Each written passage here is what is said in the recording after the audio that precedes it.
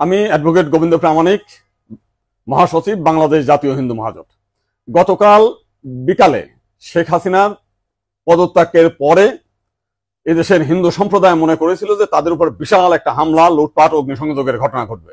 কিন্তু গতকাল বিকালেই বিএনপি এবং জামাতের নেতারা তাদের নেতৃবৃন্দকে হিন্দুদের বাড়িতে হামলা, লুটপাট, অগ্নিসংযোগ যাতে না হয় এবং প্রত্যেক মন্দিরে যাতে পাহারা দেয় সেই ব্যবস্থা করার নির্দেশ দেয়। এবং গতকাল থেকে আমরা দেখেছি সেই পাহারা দিয়েছে।